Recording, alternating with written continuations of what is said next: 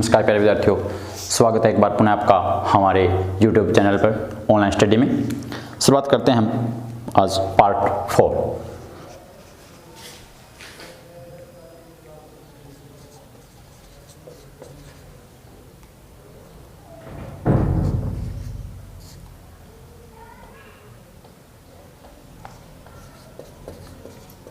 रोपण कृषि,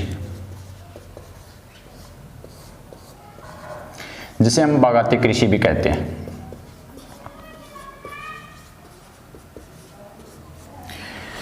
रोपण कृषि को बागाती कृषि भी कहते हैं।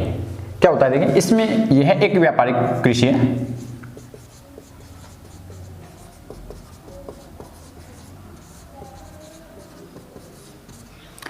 यह एक व्यापारिक कृषि है जिसमें बाजार में बेचने के लिए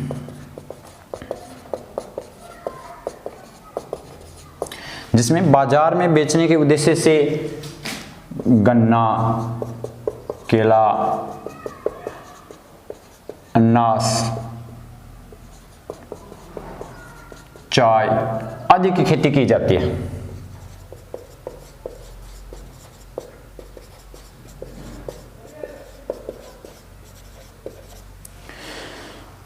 ये क्या होती है? एक व्यापारिक कृषि है, यानी एक बागाती कृषि है जिसमें केला, गन्ना, अनाज, चाय आदि की खेती की जाती है बाजार में बेचने के उद्देश्य से। इसमें क्या होते हैं? विस्तृत फार्म होते हैं, बड़े क्षेत्र में की जाती है। फार्म होता है वो विस्तृत आकार के होते हैं, काफी बड़े क्षेत्र में की जाती है। इसके अलावा एक ही फसल होती है। क्या होता है? एक ही फसल जो होती है स्टूडेंट्स, वो एक ही किस्म की होती है। यानी अगर जो फार्म होते हैं, रोपण कृषि होती है, पूरे फार्म में, पूरे क्षेत्र में एक ही प्रकार की खेती की जाती है। इसके अलावा इसमें क्या होता है कि व्यापक पूंजी की आवश्यकता होती है।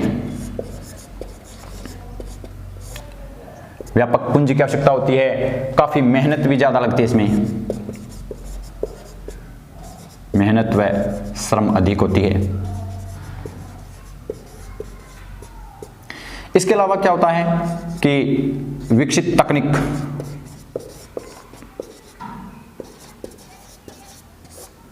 और प्रौद्योगिकी का इस्तेमाल किया जाता है।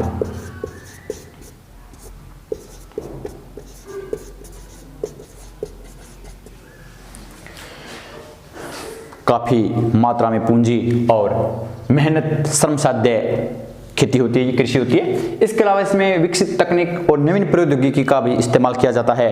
परिवहन जाल काफी आवश्यक होता है। ये कहां पे की जाती है? देखते हैं कि यूरोपीय और अमेरिकी लोगों ने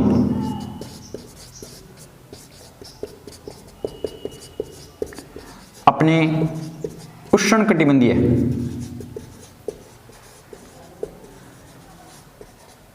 उपनिवेशों में स्थापित की थी।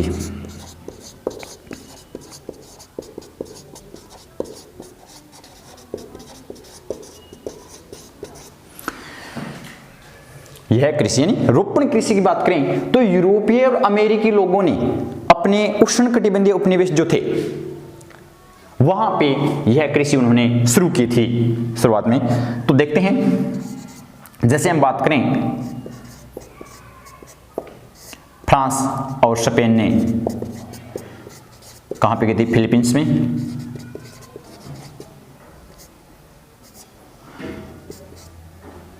और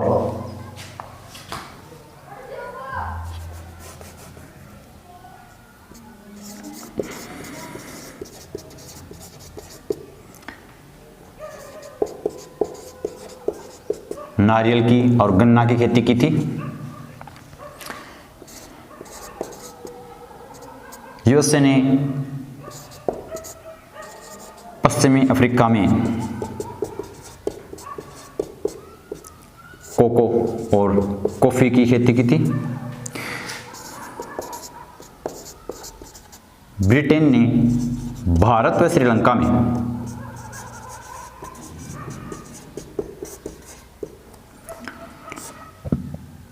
चाय की खेती शुरुआत की थी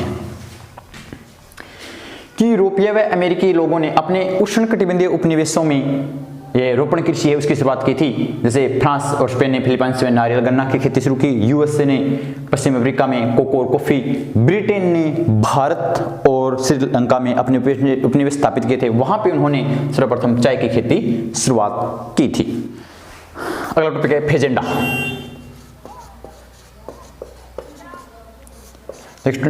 फेजेंडा क्या है, फेजेंडा किसे कहते हैं? मोस्ट इंपोर्टेंट प्रश्न एग्जाम की दृष्टि से प्रश्न आता है कि फेजेंडा क्या है या फेजेंडा किसे कहते हैं।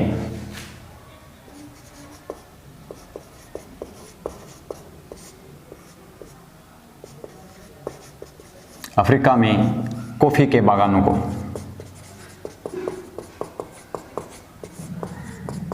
फेजेंडा कहते हैं। अफ्रीका में कॉफी के बागानों को फेजेंडा कहते हैं।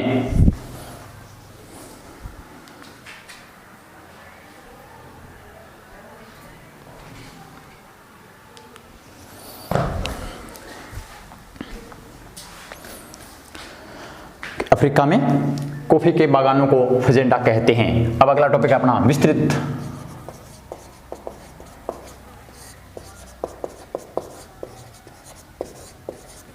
वाणिज्यिक अनाज कृषि।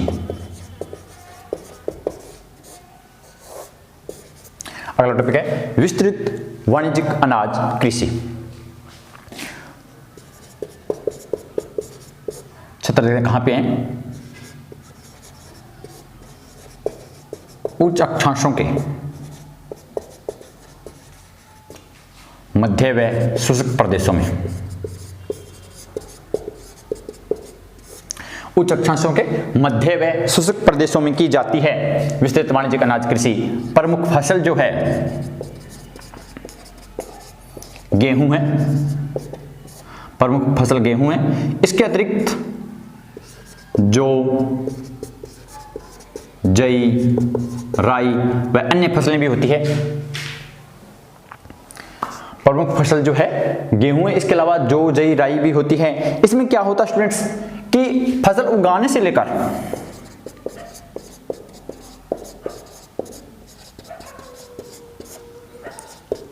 काटने तक सब क्रियाएं उपकरणों से होती है।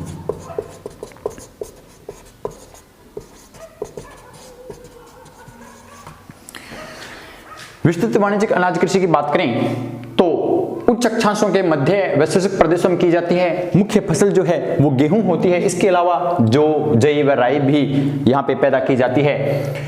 और फसल उगाने से लेकर काटने तक सारी क्रियाएं वो हैं, उसमें मशीनीकरण किया जाता है, यानी उपकरणों का इस्तेमाल किया जाता है।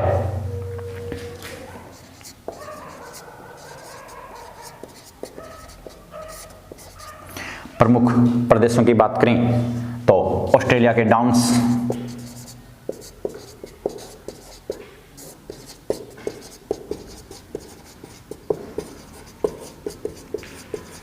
अमेरिका के प्रेरी यानी विस्तृत घास के मैदान जो हैं,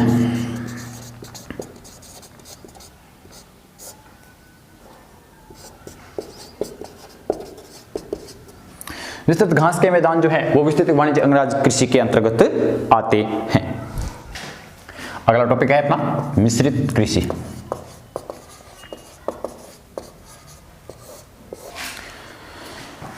अगला नेक्स्ट टॉपिक है मिश्रित कृषि। जैसा कि स्टूडेंट देखिए नाम से स्पष्ट है, मिश्रित कृषि यानी मिली जुली। इसमें क्या होता है, प्रमुख फसल जो है वही गेहूं रहेगी। इसके अलावा जो जई, राई, जवार आदि हैं। लेकिन मुख्य बात यह, जैसा कि नाम से स्पष्ट है, मिश्रित कृषि यानी फसल के साथ साथ फसल प्लस पशुपालन किया जाता है। मिश्रित कृषि फसल के पैदावार करने के साथ साथ, फसल उगाने के साथ साथ पशुपालन भी किया जाता है, यानी अतिरिक्त आय भी होती है पशुपालन से। तो प्रमुख फसल पालन जो है पशुपालन, उसमें गाय, सुअर, कुकुर आदि पाले जाते हैं। ये क्या होते हैं, आय के स्रोत है।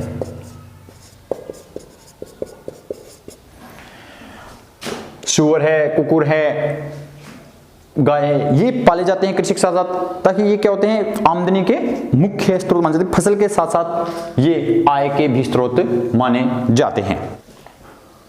तो इसमें सूअर, कुकुर, भेड़ आदि का पालन भी किया जाता है। प्रमुख क्षेत्र की बात करें,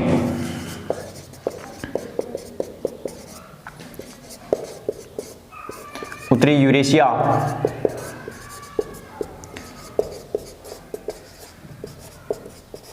उत्तरी अमेरिका का दक्षिणी पूर्वी भाग आदि शामिल है। इसके अलावा दक्षिण पूर्वी एशिया भी